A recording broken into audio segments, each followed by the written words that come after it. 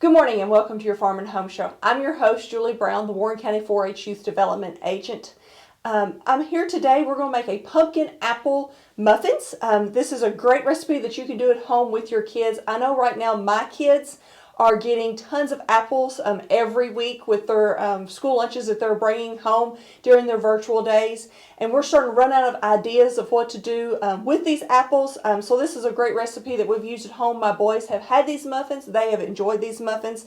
A lot of times when you think of pumpkins, that's something that a kid may not normally want to eat. But this is a great combination with these things that will get them to try out a different type of vegetable. So you're going to start with 1½ cups of all-purpose flour, 1½ cups of whole wheat flour.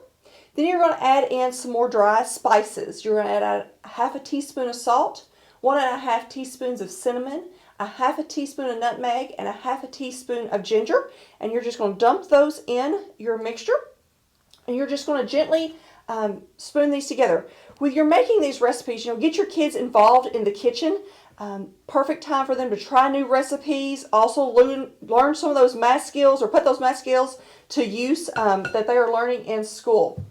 So after you get these dry ingredients mixed together, just set that off to the side and we're going to start working with our wet ingredients. So the first wet ingredient that you're going to start with is going to be honey. So you're going to start with 1¼ cups of honey. October was actually honey month. So go out, contact your local extension office and find some of our local bee producers so you can use that in your recipe. So with this honey, you're going to add in 2 whole eggs. You're also going to add in 1½ cups of pureed pumpkin. I used just canned pumpkin, but you can also buy pie pumpkins right now. That's in season. You can cook those pie pumpkins, get your puree out. That'll be another lesson that you can use with your kids in the kitchen. So you're going to put that pumpkin in here with this as well.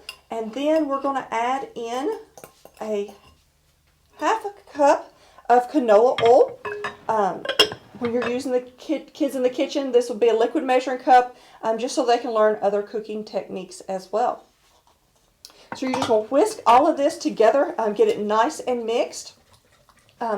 For the recipe, you can use a beater if you want to, or you can just pull out the whisk and spoon and get those eggs and everything all nice and mixed together. So we're going to be adding in 2 apples finely chopped. I put those in the food processor. But you're more than welcome to slice those up as well. What I use is Granny Smith is what I'm adding in, but I know at school a lot of times we're getting some Red Delicious and Golden Delicious and Gala apples. Those will work just as fine with this recipe as well. So once you get your apples in there, you're just going to fold those apples into our recipe. Get the kids so they can learn how to mix this up, get them in the kitchen. It's a lot of fun. I get my boys in the kitchen quite a bit to make different recipes. In 4-H we have several different cooking clubs going on. Some of them are virtual. So that might be something your family is interested in, getting your kids in the kitchen. Just contact your local extension office and they can see what is available for you to use. So once you get this all mixed together, add in your flour in this as well. And so you're just going to stir that all up until everything is nice and mixed.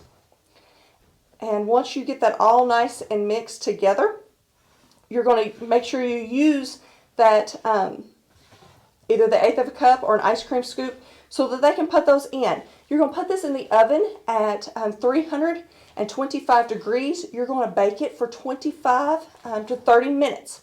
So with that, obviously parents, this is where you get involved and you want to make sure that you are working with your kids in the oven. But when you pull those ovens out, you will want to put in a toothpick in there. And then if they come out clean, then you know your muffins are ready to go. But if you use the measuring spoon or the ice cream scoop, it'll all be nice and level for your kids to use.